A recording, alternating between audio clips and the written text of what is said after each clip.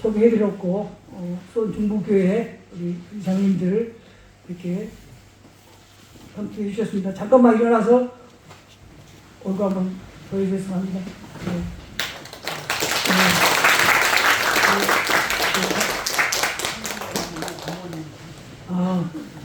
네. 아까 소개 못했는데 당진의 자매님 어머니 장예수 모찌님 이렇게 함께 해주셨습니다. 잠깐만 일어나 주세요. 예.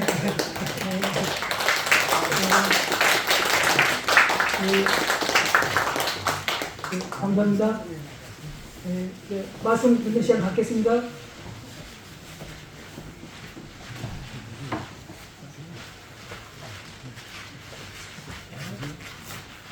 안녕하십니까?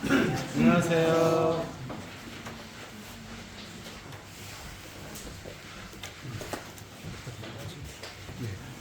자매님들의 귀한 찬송 감사드립니다.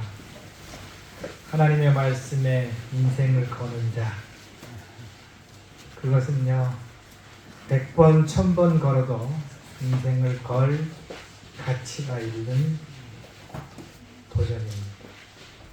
여기 계신 분 중에서 많은 분들이 하나님의 말씀에 이 짧은 인생을 걸으셔서 그 다음 나를 인도하시면 하나님의 놀라운 인도하심을 경험할 수 있기를 바랍니다. 그 하나님을 내가 경험할 때 나라는 존재가 어떤 존재인지 우리는 알 수 있다는 생각이 듭니다. 오늘은 앞에 있는 그림이 어떤 그림이나요? 6월절의 어린 양과 실제 6월절 어린 양으로 오신 예수 그리스도, 그분이 우리에게 제정하신 주의 만찬에 대해서 나누기를 원합니다. 우리 주님은요, 이 땅 가운데 당신이 승천하시면서 제자들에게, 당신의 백성들에게 이 두 예식은 꼭 진행하라 그런 겁니다. 우리는 오늘과 같이 주의 만찬 예배를 드렸습니다. 하나님의 임재와 하나님께 드려지는 아름다운 예배를 드릴 수 있다는 것은 하나님께서 기뻐하시는 일이고, 이것을 통해서 우리들이 삶이 하나님께 드려질 수 있다는 것 놀랍지 않나요? 구약의 성도들은요, 내가 예배 드리려고 그러면은 양을 끌고 때로는 2박 3일 걸어가고 예루살렘 성전에 가서 줄을 서서 기다리고 한참 있다가 예배 드릴 수 있는 그와 같은 번거로움 속에 있었지만, 신약의 성도는 24시간 아무 때나 핸드폰 들듯이 하나님께 예배 드릴 수 있는 움직이는 성전이 됐다는 것은 너무나 놀라운 축복이 우리에게 있는 것을 봅니다. 6월절과 주의 만찬은 동일하게 기념하라고 그랬습니다. 6월절은요, 이 날을 기념하라고 그랬고, 주의 만찬은 나를 기념하라고 그랬습니다. 6월절은요, 그 날의 의미를 되새기라고 그랬고, 주의 만찬은 내가 너희에게 무엇을 했는지를 되새기라고 했습니다. 우리 오늘 그와 같은 시간을 가졌습니다. 종교개혁을 일으켰던 존 칼빈은 매주마다 주의 만찬을 드려야 된다는 본인의 생각은 있었지만, 당시 주의 환경에 의해서 이 도시국가의 의회가 1년에 4번 하는 것이 좋겠습니다, 이렇게 얘기했을 때 그걸 받아들였습니다. 그래서 대부분의 많은 교회들은 1년에 한 4번 정도 주의 만찬 예배를 드리는 것이죠. 저희들은 이와 같이 매주마다 주의 만찬 드리는 것은 주님께서 우리에게 기념하라고 하신 이 놀라운 기념을 우리는 지금 현재 진행하고 있다. 여러분, 주의 만찬 시간에 주님의 임재를 경험하셨나요? 우리는 이 주님의 임재를 경험하셔야 됩니다. 주님 앞에서 드리는 예배가 되어야 됩니다. 그랬을 때 주의 만찬 예배가 거룩해지고, 주의 만찬 예배가 거룩해지면 이보다 더 분명한 복음의 장은 존재하지 않습니다. 믿지 않는 자들이 주의 만찬 예배를 드리는 모습을 보고, 와, 저 사람들에게는 뭔가 있다. 내가 알지 못하는 뭔가 있다. 저 사람들이 저렇게 뿜어내는 영성과 거룩함과 주 앞에 드리는 저기는 뭔가가 있다. 나는 그것을 배우고 싶다. 나는 그 사람에게 드러나고 싶다.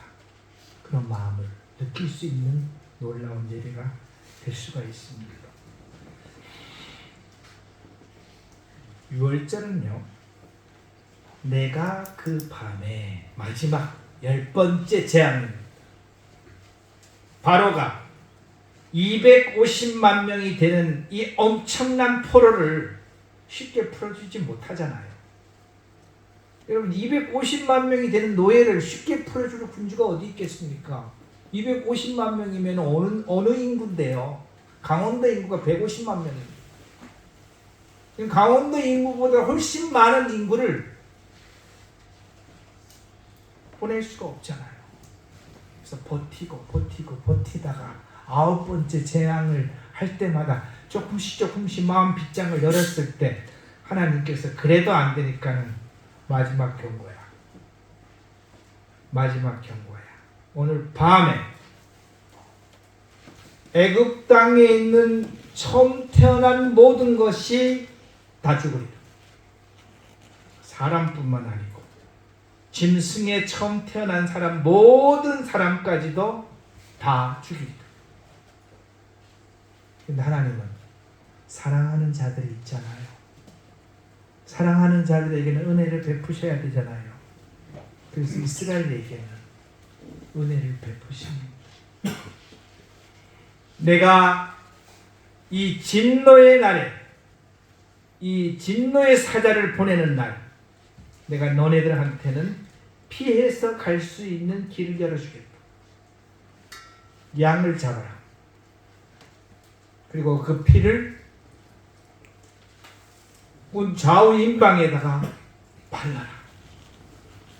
그러면은 하나님의 사자가 왔을 때 그 안에 있는 장자 대신 이미 장자가 죽었다는 것을 인정하고 하나님의 진노가 그 집을 넘어갈 것이다. 그게 뭔 절이에요? 6월절입니다. 유자는 넘을 유자예요. 월자는 넘을 월자예요. 여러분, 월담했다 그러잖아요. 월담이 뭐예요?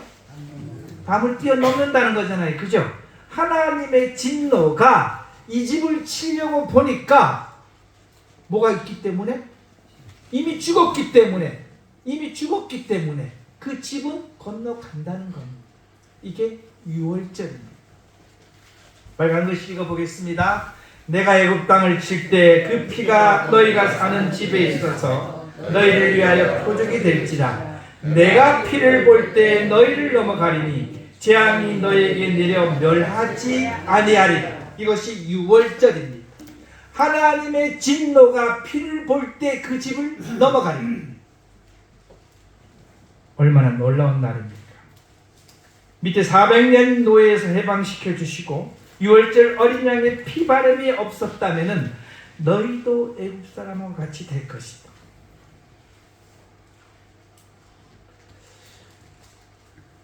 여러분, 이 그림을 보시면은, 자 보세요. 이 그림을 보시면은 죽음의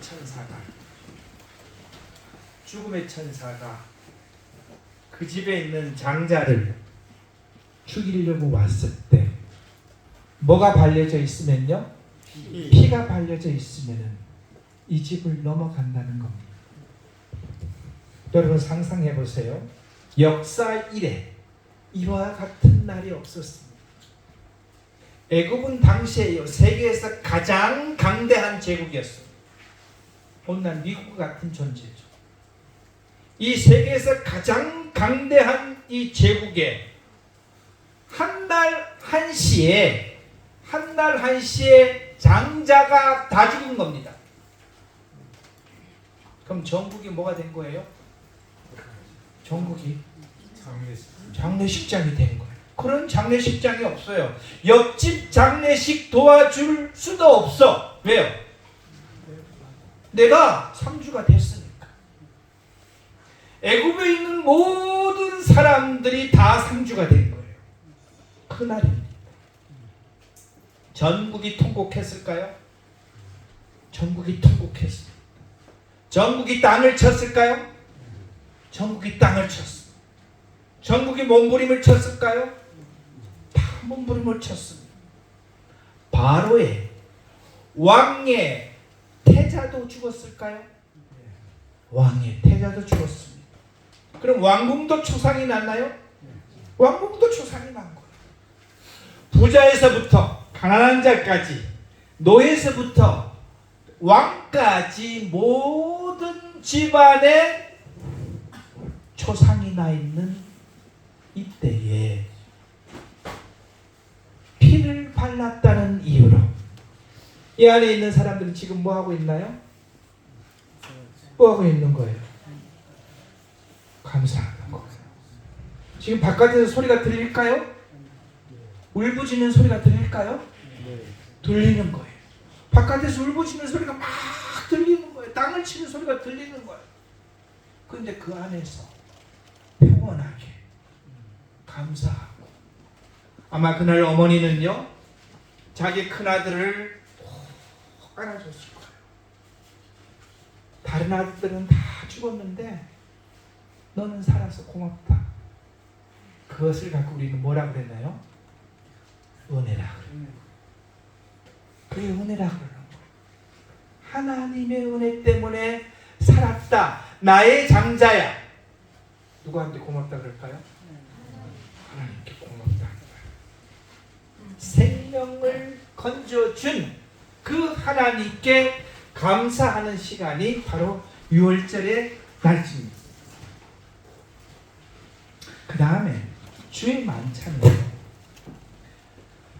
우리 주님께서 6월절 날에 준비하신 주의 만찬입니다. 6월절입니다.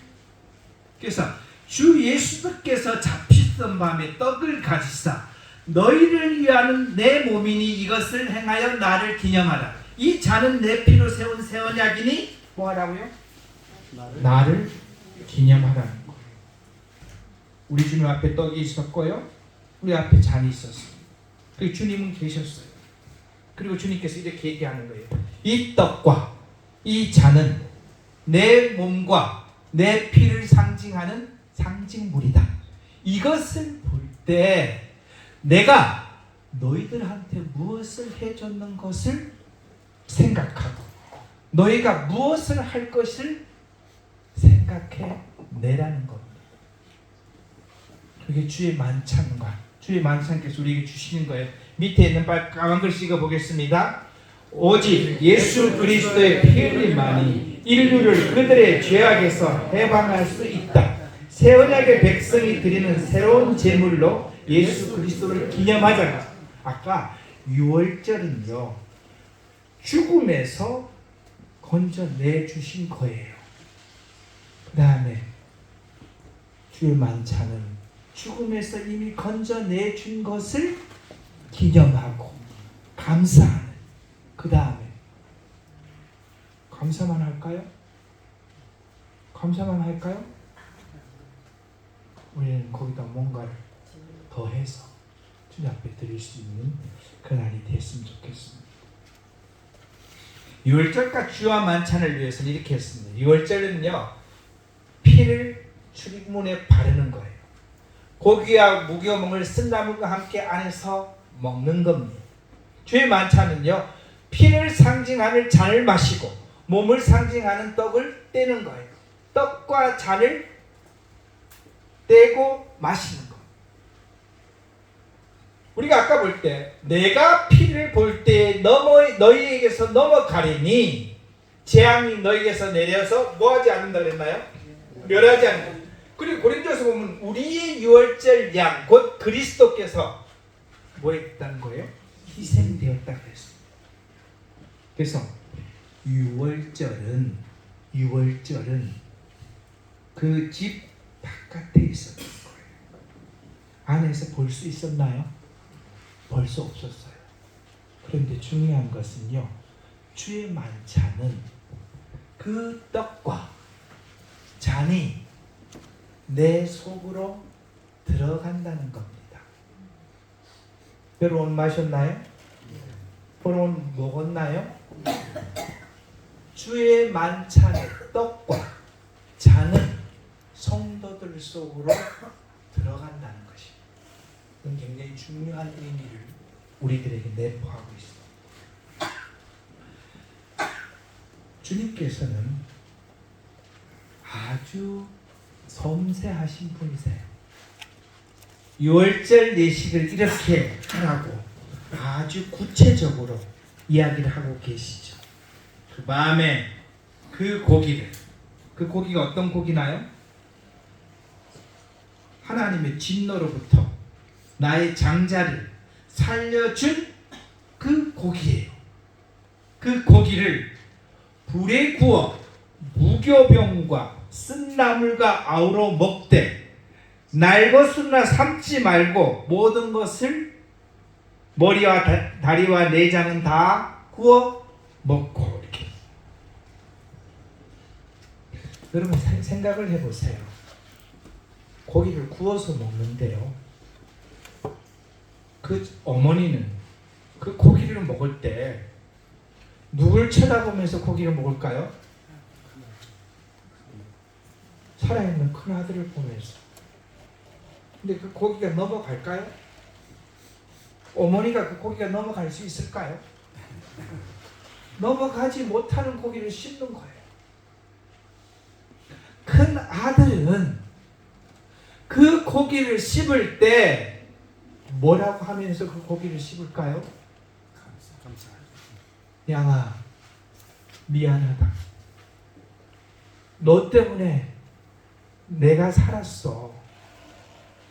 그럼 그 고기가 내 목에 넘어갈 수 있을까요? 그 넘어갈 수 없는 고기를 지금 현재 장자는 씹고 있는 거예요. 그 가족 다 그럴까요? 그 가족 다 그렇습니다.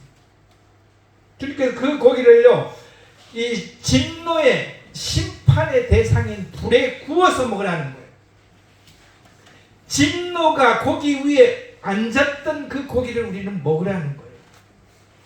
그것만 해도 슬프고 힘든 고기인데 우리 주님께서 거기서 뭘 하라고요? 무교봉 같이 우리 그 이스라엘의 무교봉은요 뻣뻣합니다. 아무 맛 없어요.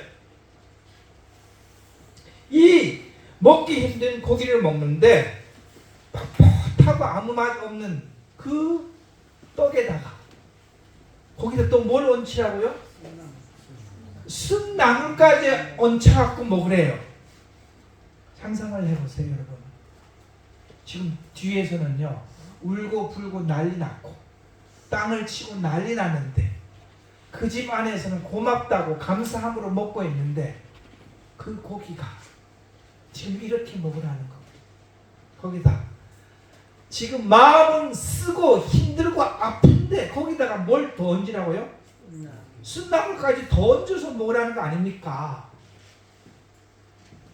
이날 6월절날 드려지는 이 제의식이 이렇게 진행되는 거예요. 너무나 곤란한 상황의 성은 세세하게 6월절 어린 양 모습을 행하기를 명령하고 있습니다. 피 바른 집안에서 고기를 구워서 무교분과 쓴나물과 같이 먹는 그 모습을 상상해 주시기 바랍니다. 우리가 주의 만찬 예배 드릴 때 그 모습을 상상하시기 바랍니다. 6월절 제물은 그렇게 드려졌습니다. 그리고 이렇게 또 얘기했어요. 너희는 그것을 이렇게 먹을지니 허리에 띠를 띠고. 허리를 왜 띠를 띨까요? 여러분 허리띠 왜 매는 거예요? 집에 있을 때 허리띠 매나요? 언제 허리띠 매는 거예요? 나갈 때, 어디 갈 때 허리띠를 띠고 신발을 신고 손에 지팡이를 잡고 급히 먹으라고 했어요. 이게 6월절 재물을 먹는 자세예요. 이것은 이렇게 정리할 수 있죠. 1번 뭐라고 썼나요? 읽어보겠습니다. 애굽 땅을 계속 떠나라 하면 즉시 떠날 자세. 즉시 떠나라 하면 떠나라. 여기 땅 하면은 출발할 준비를 하라는 겁니다. 저희들은 주의 만찬 예식할 때 이거 몇 년 드릴 것 같아요? 주님께서 내일 오시면 우리가 드린 주의 만찬 예식은 오늘로 끝이었습니다. 두 번째요. 400년 동안 노예로 살아도 그래도 집안에 세간살이 다 모아놨겠죠. 그죠? 어떤 사람은 부동산은 없었겠어요? 부동산도 있었겠죠. 어떤 사람은 그 가운데서도 나름대로 좋은 관계 다 인연 다 있지 않았겠습니까? 그죠?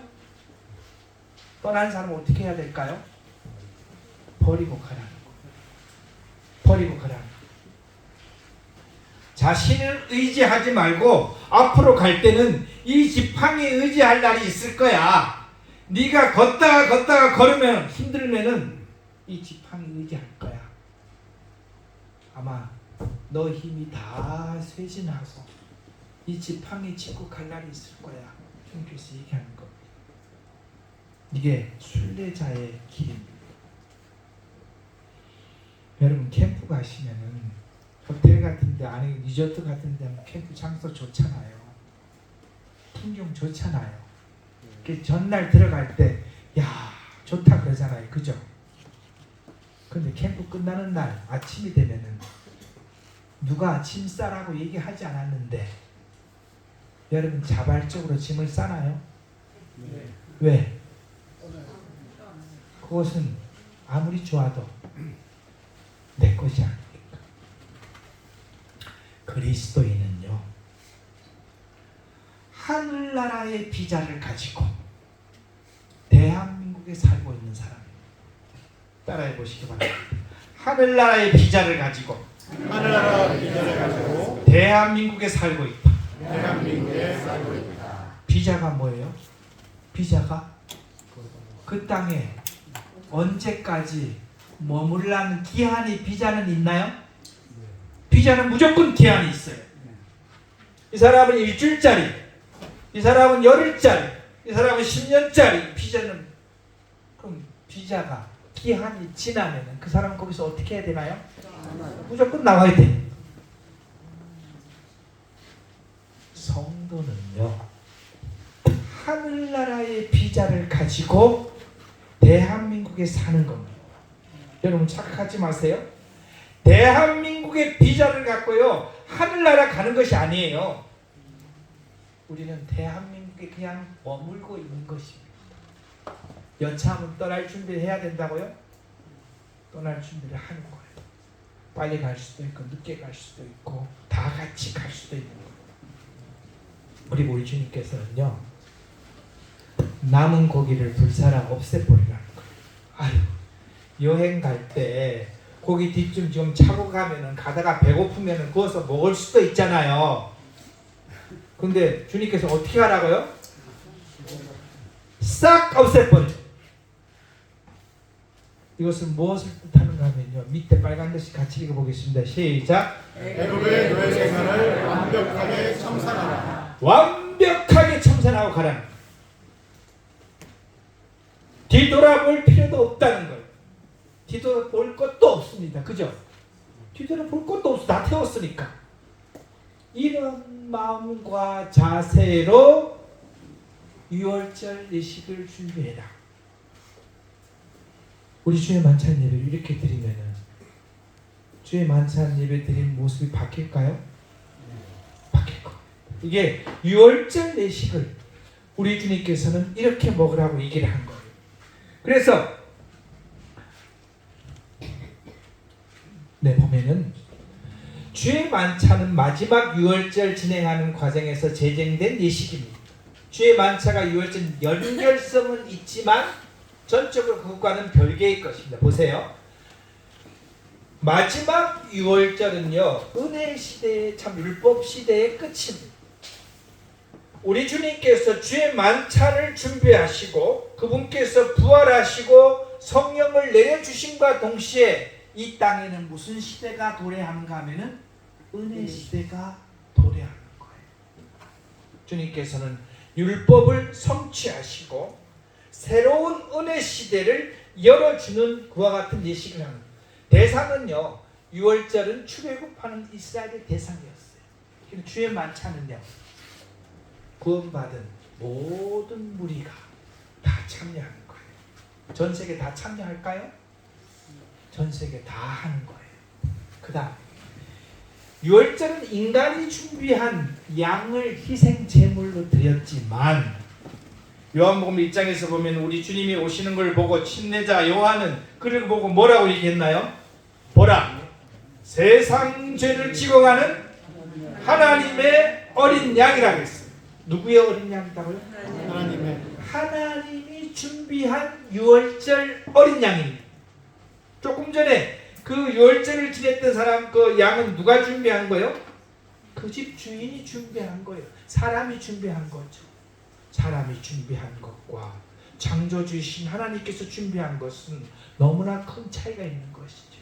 하나님의 어린 양이 바로 6월절 어린 양이고요. 이것이 모형이라면 6월절 어린 양으로 오신 예수 그리스도는 실체로서 실물로서 오신 것이죠. 구속의 모형이고 구속을 완성하신 분이시고 매년 진행되는 무수한 절기 중에 하나이지만 주의 만찬은요, 영원한 속죄와 단번 속죄를 이뤄내신 하나님의 양이 죽은 것을 기억하는 예식이 됩니다. 근데 이것은요, 우리는 지금 현재 편하잖아요. 근데 이때 당시는 저는 보통 큰 계획이 아닙니다. 로마 시대잖아요. 그죠?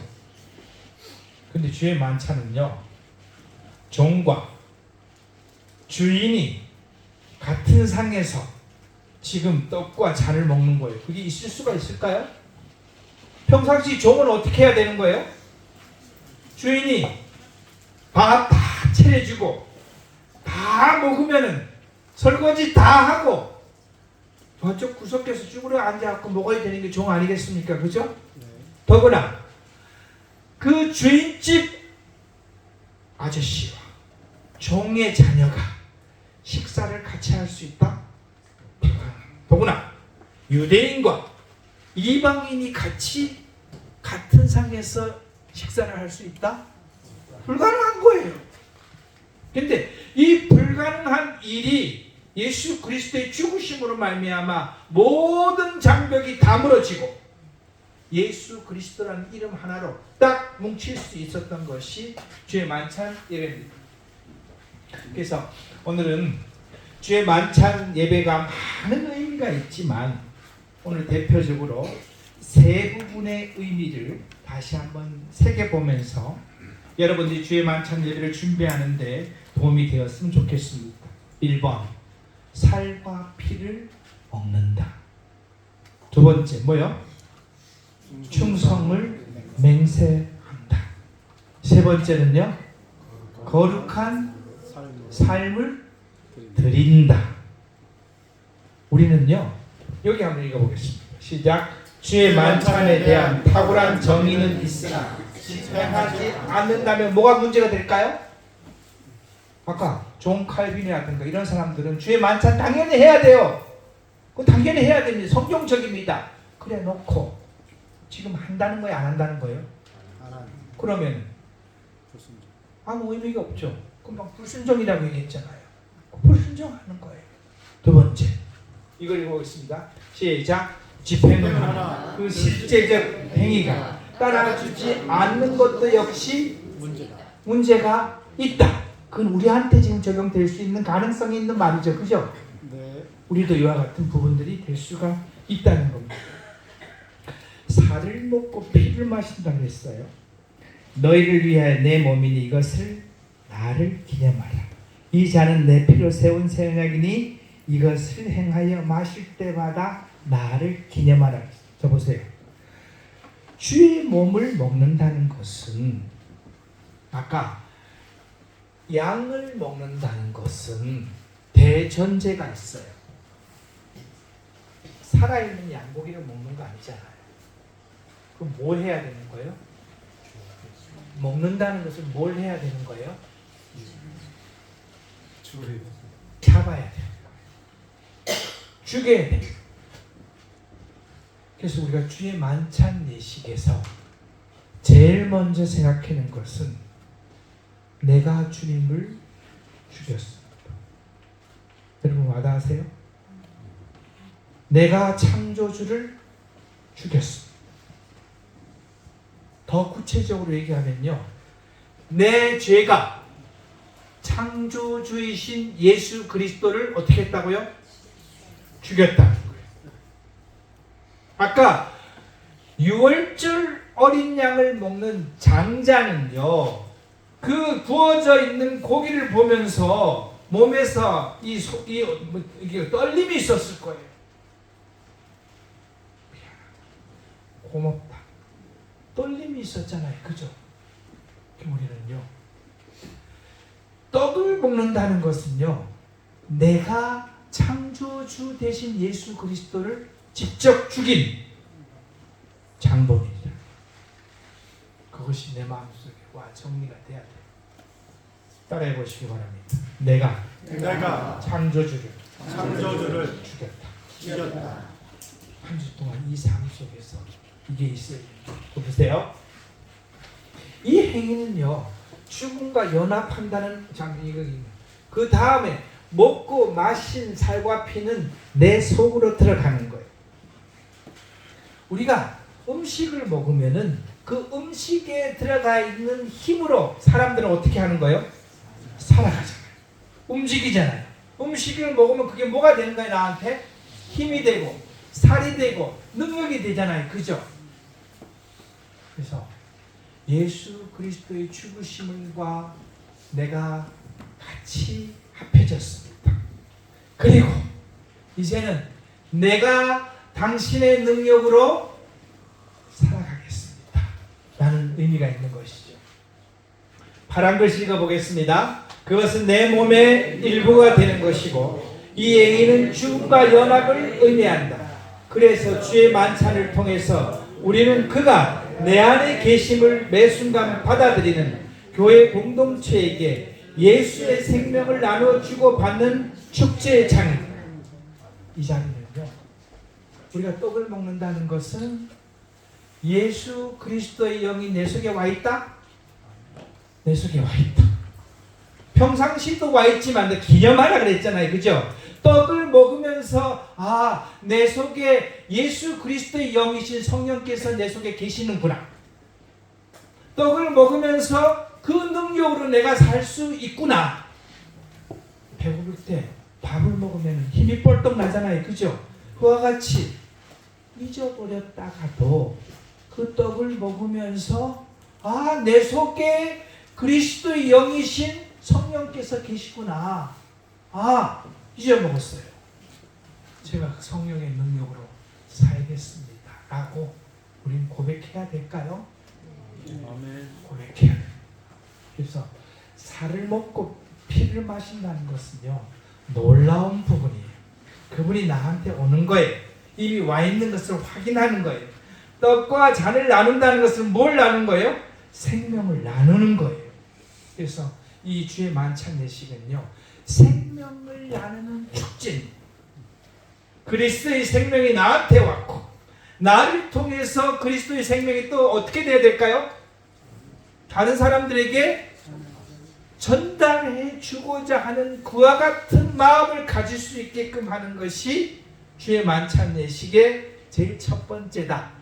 나는 주의 몸된 떡과 주의 피된 잔을 참여한다는 것은 이런 의미를 갖고 있다는 것이죠.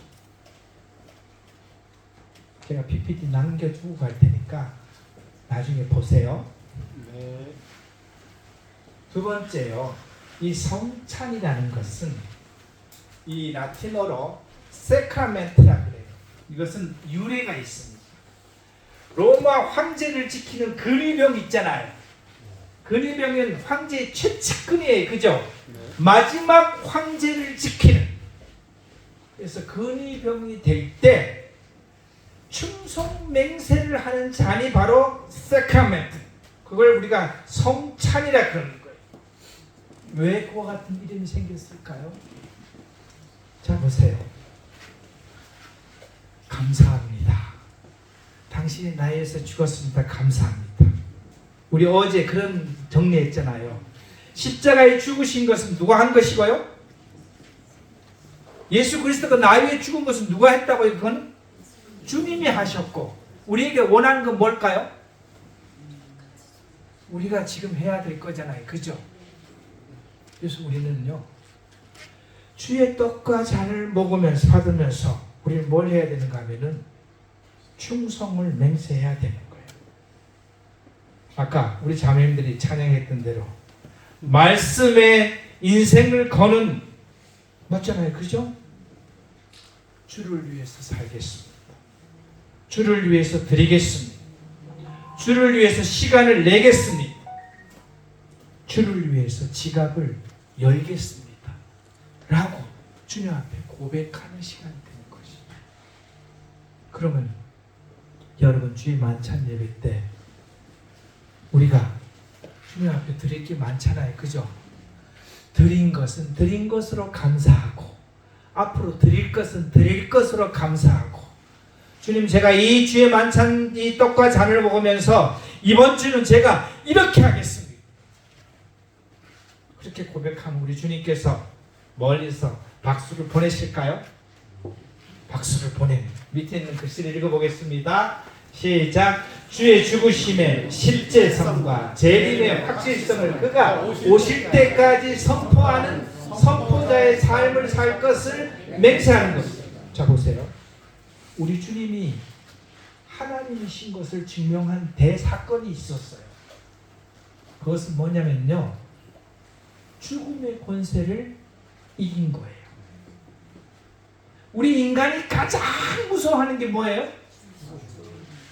욕할 때 확 죽여버릴까 이렇게 하잖아요. 그게 뭐야? 가장 큰 저주잖아요. 그죠? 응? 인간은 죽음을 극복하지 못했었는데 예수 그리스도는요, 십자가에 죽으셨다가 사망을 극복하고 부활하셨다는 거예요. 이것이 믿는 모든 사람에게 다 적용이 된다? 다 적용된다는 겁니다.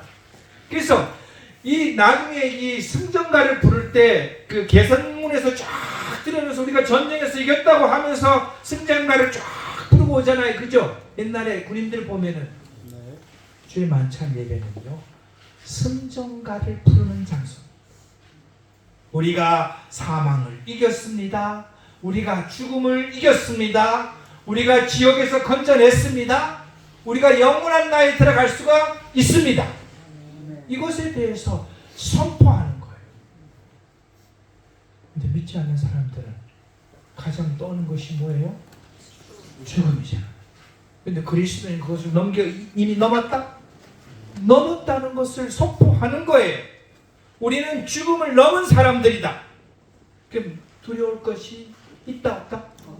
없다는 것이 이곳에서 울려 퍼져야 되는 거예요. 이것이 주의 만찬을 통해서 우리들의 삶 속에서 나타나야 됩니다. 빨간 글씨 읽어보겠습니다. 시작. 사탄의 권세인 사망을 물리치고 승리한 예수 그리스도의 부활을 선포하는 승전보를 릴레이로 공유하는 것이다. 오늘 또 부활하신 예수 그리스도를 생각하고 있고, 하늘나라에서 드리는 예배를 생각하고 있고, 그렇게 했잖아요. 그죠? 주의 만찬 얘기는 맞아. 내가 지금까지 잊고 있었는데 나는 부활한 사람이야. 제가 질문할게요. 여러분은 부활했나요? 부활할 것이나요? 손을 들어봐야 되겠다. 1번, 나는 부활했다.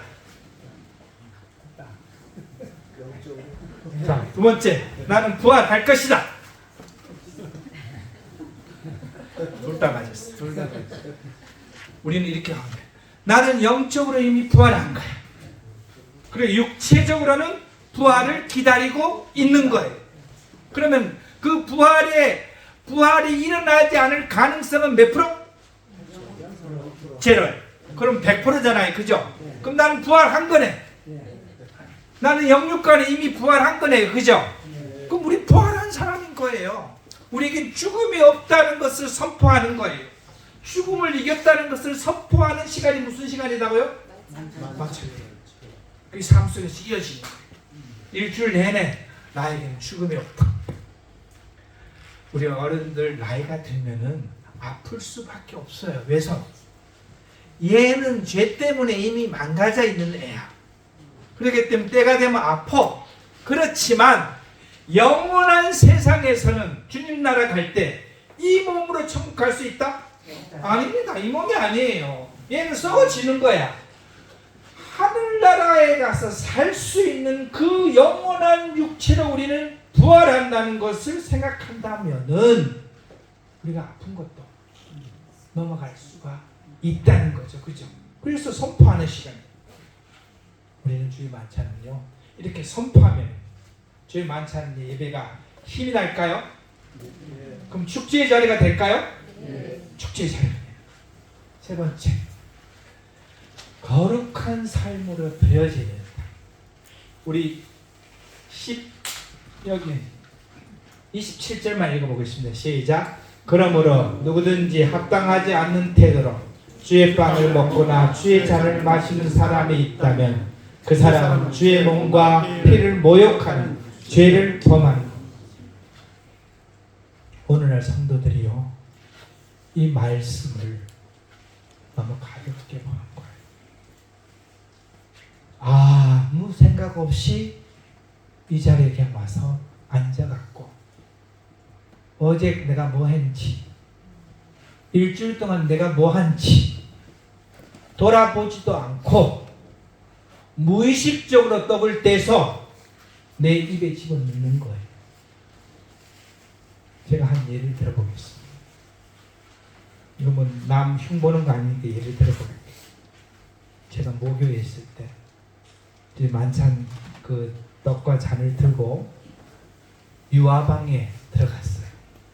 유아방에. 그러니까 몇몇 엄마들하고 애기들이 있을 거 아니에요. 그죠? 제가 들어갈 때까지요, 자기들끼리 막 소위 말해서 수다를 떨고 있었어요. 수다를 떠는데 제가 떡을 드리니까 그 엄마들이 어떻게 했을까요? 네? 받아서 먹었어. 그리고 내가 나가기도 전에 아까 얘기했던 그 수다를 계속 떨고 있는 거예요. 제가 나오면서 이거는 아니다. 이거는 아니다. 나를 위해서 죽으신 예수 그리스도를, 나를 흘리신 예수 그리스도의 피를 만홀히 여기는 거 아닙니까? 그렇죠? 우린 토요일 날 정리의 시간을 가져야 돼요. 토요일 날 잠들기 전에 일주일 동안을 돌아보고 죄를 졌으면 뭐 하고요? 회개하고 일주일 동안 거룩한 삶을 살지 못했으면 회개하고, 빈손으로 나오지 말라 그랬잖아요. 빈손으로 나올 수밖에 없으면 어떻게 해야 돼요? 좀 죄송합니다. 이번 주는 빈손으로 나왔네요. 다음 주는 빈손으로 안 나올 수 있도록 노력하겠습니다. 그렇게 정리해야 되는 시간 가져야 되는 거 아닙니까? 아무 생각 없이 그냥 와서 주님 앞에 예배드리고 내 앞에 떡이 왔다고 그냥 집어넣고 그 다음에 잔이 왔다고 집어넣으면 그게 나를 위해서 죽으신, 나를 위해서 십자가에 달려 돌아가신 예수 그리스도가 원하는 것일까요? 아니, 그 기념이 아니에요. 그건 기념이 아닙니다. 자기 자신을 주의 있게 돌아봐야 된다. 물론 이 자리에 와서도 돌아봐야 돼. 그런데 더 현명한 사람은 그 전날 돌아보는 것이 더 현명한 거야. 그럼 준비해갖고 와잖아요. 그죠? 회개할 거 다 하고 잘못했다고 하고 그래도 하나님께서 용서해 주시니까 이번 주에 열심히 살게 이렇게 하면은 그래도 이 자리에 오는 것이 그래도 좀 낫잖아요. 그렇게 우리는 해야 된다는 것이죠. 그는 자기 자신에게 이 말, 뭘 먹고 마신다고요? 심판을 먹고요. 성경에 어떤 자는 잠들었고 어떤 자는 병들었더라 이렇게 얘기합니다. 여러분, 하나님께서 내 목숨을 안 가져간 것이 이것으로 말미암아 범죄한 것 때문에 내가 병들지 않았던 것이 그게 은혜 아닙니까? 그게 나한테 오기를 원하는 거예요? 아니잖아요. 우리는요 거룩한 삶을 살아야 됩니다. 일주일 동안 삶이요 주의 만찬을 통해서 준비하는 삶을 살아야 되는 거예요. 그래서 우리 주님께서 일주일에 한 번씩 하라 했던 거예요. 한 달이면 그 기간이 길잖아. 그러니까 일주일에 우리는 한 번씩 하잖아요. 그죠? 그럼 일주일에 한 번씩 주님 앞에 뭘 하라는 거예요? 정산하라는 거야. 응? 일주일에 한 번씩 우리 삶을 주님 앞에 정산을 하라는 거예요. 그래서 정산할 거 정산하고 털 거 털고 잘못했으면 혼나고 자랑할 게 있으면 자랑해야죠. 그죠? 예를 들어 볼까요? 공부 잘하는 학생은 학교 가고 싶다? 안 가고 싶다? 공부하기 싫다. 공부 못하는 아이는 학교 가고 싶다? 안 가고 싶다? 왜 안 가고 싶어요? 재미도 없고 매일 가면 혼나잖아. 그죠? 근데 일주일 동안요 거룩하게 살고 주님 앞에 들어져 있는 삶을 살은 성도는요 주의 만찬일에 온 게 너무 심한 거예요. 하나님 앞에 자랑할 게 있잖아. 하나님 앞에 드릴 게 있잖아. 그런데 아무것도 준비 안 했으면 어떻게 해야 돼요? 우리 그런 마음 없어. 우리 그런 마음으로 일주일 동안 준비합시다. 그러면은 이 주의 만찬 예배가 지금보다 훨씬 더 풍성한 주의 만찬 예배가 될 것입니다. 출애굽기 12장에 보면 이렇게 있어요. 유교병을 먹는 자는 이스라엘에 끊어지라고 했어요. 유교병이 뭐예요? 누룩이 들어가 있는 떡을 먹는 사람은 이스라엘에서 끊어지라. 뭐 출교한다. 그래서 우리에게는 거룩한 몸으로 주님 앞에 드릴 수 있는 그런 시간이 되시기를 바랍니다. 밥때가 언제인지 모르겠네요. 밥때가 언제예요? 그럼 밤새도 돼요? 어제 드렸던 PPT를 다시 중요하기 때문에 다시 띄웠습니다. 너희 몸을 하나님께서 기뻐하시는 살아있는 제물로 드리라. 나를 주님 앞에 제물로 드리라는 거. 자, 우리 아까 어제 우리가 왔어요. 제사장이면서 제물된 우리는 자매님들 이렇게 생각하지 마세요. 주의 만찬 때 제사 드리는 것은 형제들의 몫이야. 공짜가 없어요. 여기서는 구원받은 남녀노소를 불구하고 모든 사람들은 다 제사장이다. 그러면 이 제사장은 구약의 제사장은 죽은 동물을 갖고 와서 죽여서 그 피로 드렸지만 신약의 제사장인 우리는 누굴 드려야 된다고요? 나를 드리는 거예요. 나를 여기 와서 내 몸을 주님 앞에 드릴 수가 없잖아요. 그럼 뭘 드리라는 거예요? 나의 삶을 드리라. 주중에 주의 이름으로 저 성도 생각할 때 평상시에 맛있는 것도 못 먹는 성도인데 주님의 이름으로 내가 한 끼 식사를 대접해야 되겠다. 그건 거룩한 일을 했나요? 거룩한 일을 한 거예요. 캄보디아 선교사가 거기서 열심히 노력하고 했는데 그래도 주님 앞에 좀 드려야 되겠다 하고 헌금을 보내는 것도 우리가 거룩한 삶의 하나인가요? 네. 손도 하나예요. 말씀을 보고 기도를 하고 청소를 하고 와서 봉사를 하는 모든 것들이 다 하나님 앞에서는요 귀한 재물이잖아요. 그 토요일날 가만히 생각해 보면은 내가 드린 재물이 없을 수도 있고 있을 수도 있잖아요. 그죠? 정리를 하라는 거. 그렇게 해서 주님 앞에 드리라는 거. 이게 우리 주님께서 만찬을 제정한 것입니다. 빨간 것이 다시 한번 읽어보겠습니다. 시작. 그리스도께서 나에게 양도된 삶.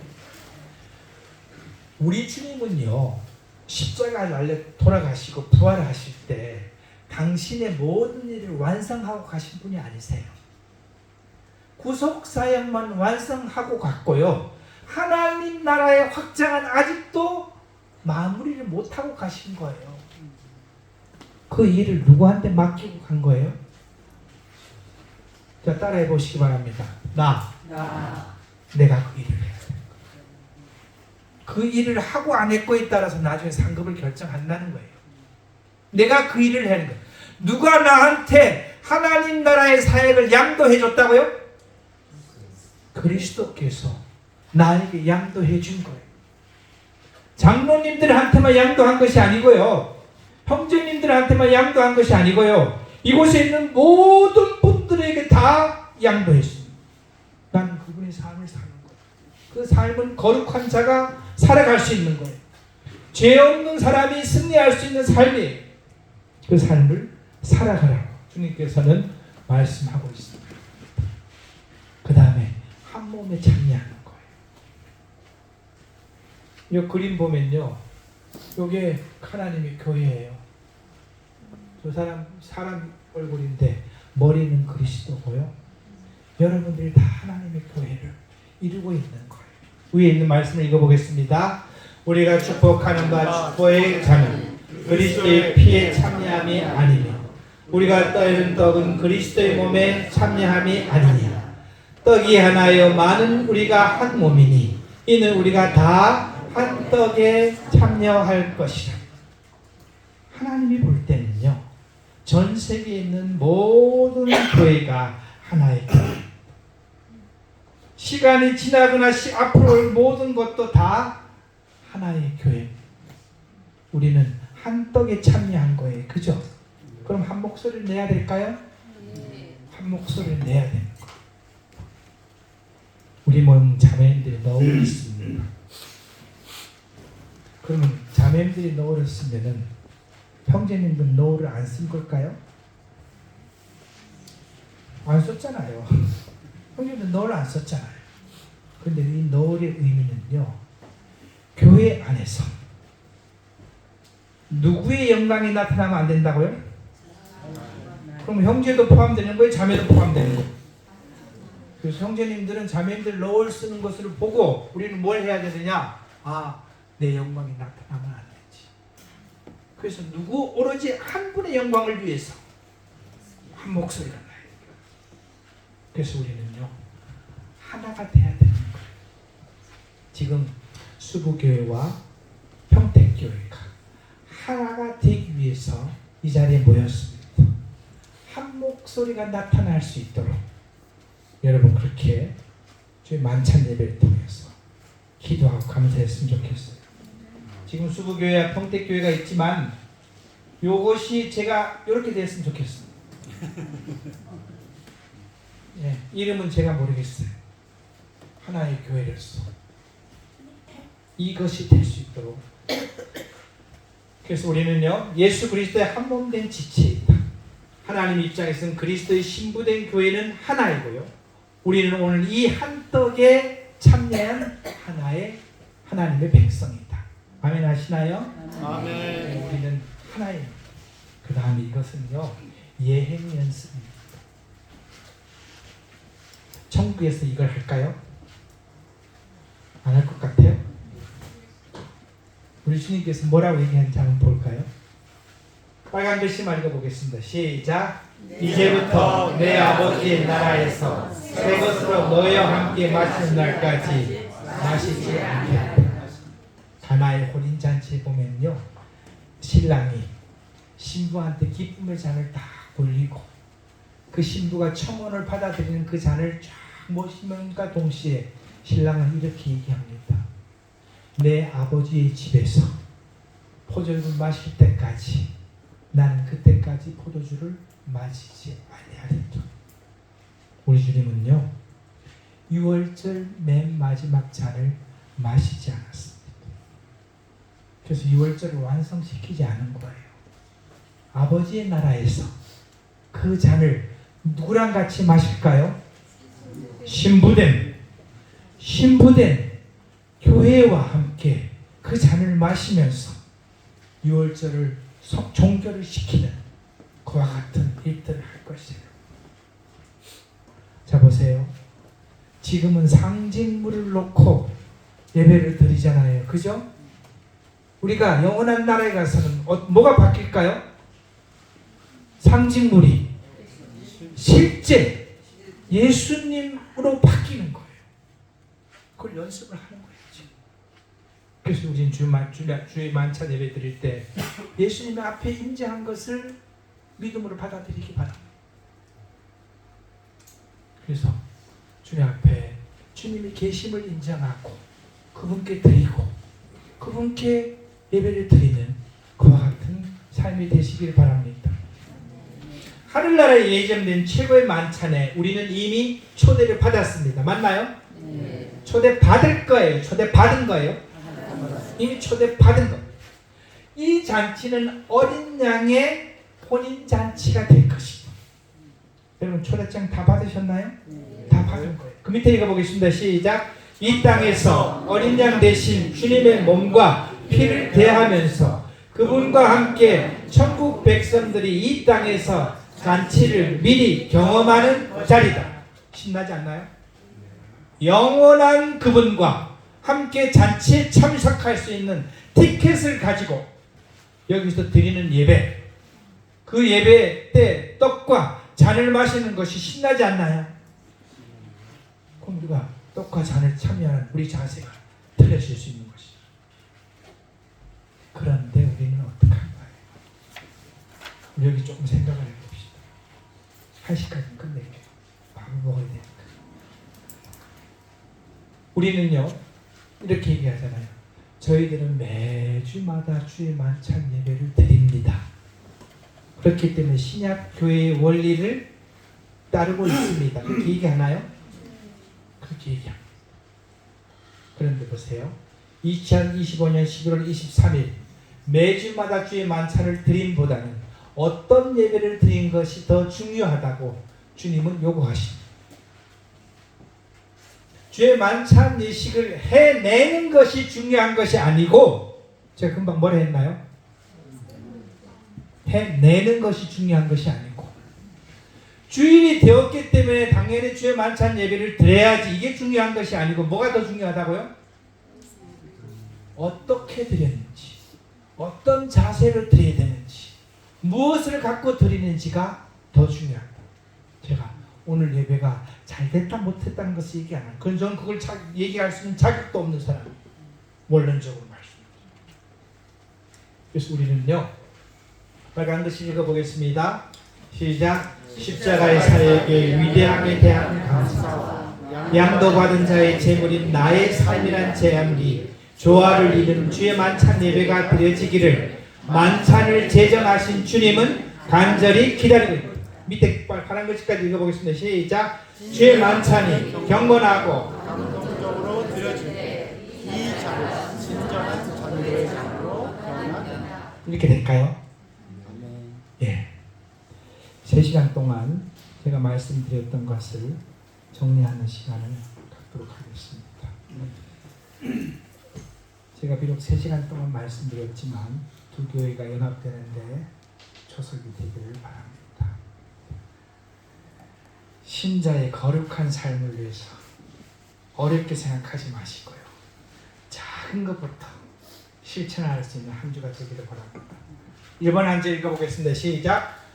어려운 성도가 생각나면 어려운가요? 전화 한 통 하는 게 어려운가요? 돈 얼마 들어가는데요? 그래, 돈 안 들어가잖아요. 요즘 기본이 있으니까. 전화를 드는 거예요.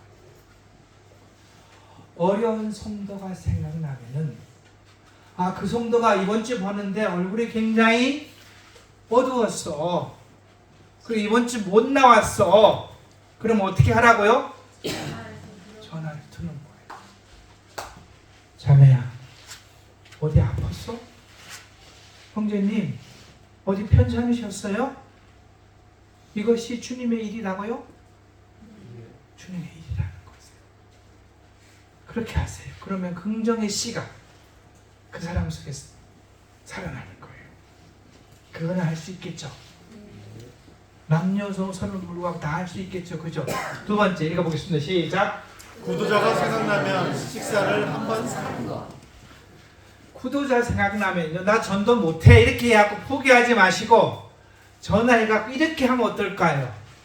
야, 내가 엊그저께 누구랑 점심을 먹었는데 너무나 맛있는 거야.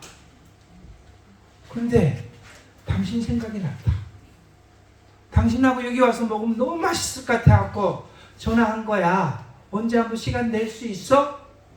이게 전도다 아니다? 전도다. 이게 전도인 거예요. 이렇게 해서 몇 번 만난 다음에 일꾼 늘는데 소개를 해주면 되잖아요. 그죠? 그래서 나는 전도할 수 있다는 겁니까? 없다는 겁니까? 있다. 전도할 수 있다는 거예요. 이렇게 전도를 하자는 거예요. 차 한잔 마실래? 점심 식사 같이 하면 어떨까? 자매님들은 야, 오늘 우리 집에 김장했는데 와서 같이 먹자. 이것이 바로 전도다. 뭔 말인지 알겠죠? 그죠? 세 번째 시작. 두 교회의 연합을 위하여 10년 후를 이야기하자. 제가 왜 10년 얘기할까요? 지금은 애로사항이 있을 수가 있어. 그런데 훌쩍 건너뛰어서 몇 년만 보면은 10년. 10년만 보면 답이 나옵니다.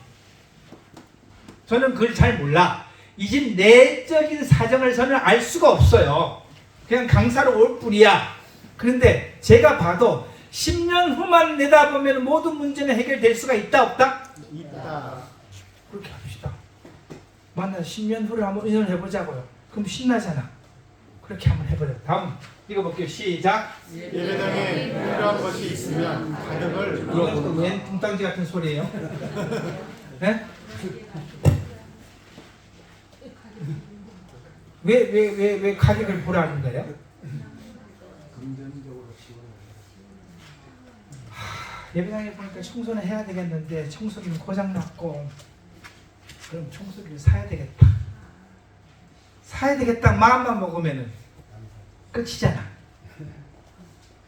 그런데 쿠팡에 들어가갖고 보니까 35만 원이네. 근데 내 주머니 열어보니까 10만 원의 여유가 있어. 주님 20만 원짜리 좀 찾아주세요. 20만 원을 동역할 사람을 찾아주세요. 그럼 연결해 줄까요? 네. 그러다 보면 교회에 필요한 것이 정리될까요? 누군가 가격을 알아봐야지만 성사가 될 거 아니에요. 그게 일하는 방법이에요. 그렇게 한번 해보자. 마지막 시작. 설교가 유익했으면 톡으로 감사하다고 연락하는 것. 우리 교회 성도들이요. 우리 모임 성도님들이 이 부분에 대해서 너무나 인색합니다. 너무나 인색한 거예요. 일꾼도 칭찬을 먹고 살아야지. 맞잖아요. 그죠? 칭찬은 뭐도 뭐 한다고요? 고래도 춤추게 한다. 그 고래가 어떻게 하면 춘다고요? 칭찬하는. 여러분 제 전화번호를 모르니까 저한테는 안 해도 돼요. 제가 뭐 그러잖아요. 그죠? 사랑하는 자매님들 형제님들, 이번 주 수요일 날 누가 말씀을 전한다고 생각하면서 기도하세요. 하나님, 저 형제님을 통해서 저에게 해주고 싶은 말씀을 해주시기를 바랍니다. 문자를 보내세요. 형제님의 말씀을 위해서 기도하고 있습니다. 힘이 될까요? 부담될까요? 부담도 돼야지. 저는 젊은 형제들 일꾼 그 말씀할 때 그날 아침에 문자를 보냅니다. 형제의 놀라운 말씀을 위해서 기도하고 있습니다. 성령 의시하시고 성령님의 놀라운 힘이 되어주시기 바랍니다. 그리고 끝난 다음에 문자를 다시 보냅니다. 잘했다 못했다는 게 아니에요. 형제의 이 말에 내가 힘이 되었어. 고마워. 그러면 그 형제는 그 문자를 받고 어떤 생각이 들까요? 그래서 일꾼이 하나 생기는 거예요. 놀라운 일꾼이 그래서 탄생하는 겁니다.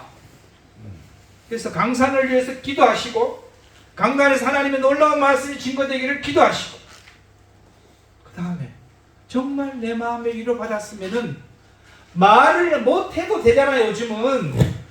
요즘은 핸드폰에 하트 뽕 이런 게 있잖아. 예? 그래 말이야. 엄지척 이런 것도 있으니까 그거 왜 못 보내? 그거 보내는데 한 3시간 걸리나요? 1초. 그렇게 합시다. 이게 하나님의 자녀가 살아가는 작은 일들이에요. 우리는 큰 일만 생각하는 거야. 전도하는 거, 말씀 전하는 거, 뭐 예배당 짓고 뭐 이런 것만 생각하는데요. 내가 할 수 있는 것은 작은 일로 말미암아 하나님께서 영광을 받을 수가 있다는 겁니다. 이때 아멘 하는 거예요. 아멘. 소리로. 네? 자, 이게 중요한 겁니다. 이게 중요한 게 진짜 중요한 거예요. 뭐라고요? 그 다음에 그다음은 하나님께서 움직이십니다. 내 할 일 하면은요. 그 다음 하나님께서 알아서 하시고. 하나님의 교회는 하나님의 것이에요. 우리 것이 아니잖아요. 그죠? 성도가 자기 일을 하면은 그 다음은 하나님께서 알아서 하시는 거예요. 그럼 하나님이 역사하시는 거예요. 놀라운 일이 일어나는 겁니다. 하나님의 놀라운 능력이 우리 가운데 나타납니다.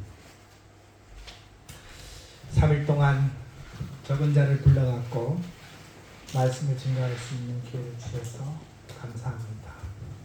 괜히 목소리 높여갖고 여러분 마음을 불편하게 했다면 죄송하고요. 하여튼 들려진 말씀을 통해서 여러분들이 조금 더 나은 신앙생활을 할 수 있었으면 좋겠다 하는 기대를 합니다. 5분 지났네. 기도하겠습니다. 아버지 하나님 감사합니다. 하나님의 성령의 힘으로 이 말씀을 증거할 수 있도록 도와주신 것 감사를 드립니다. 주의 몸된 이 사랑하는 교회가 하나님 앞에서 놀랍게 쓰임받고 마지막 때 우리에게 주어진 임무를 잘 완수할 수 있도록 우리에게 힘 주시고 능력 주시고 지혜 주시고 순종할 수 있는 마음을 허락하여 주시옵소서. 성령님의 놀라운 역사가 이 가운데 함께하기를 간절히 바랍니다. 예수 그리스도 이름으로 기도드렸습니다. 아멘. 감사합니다.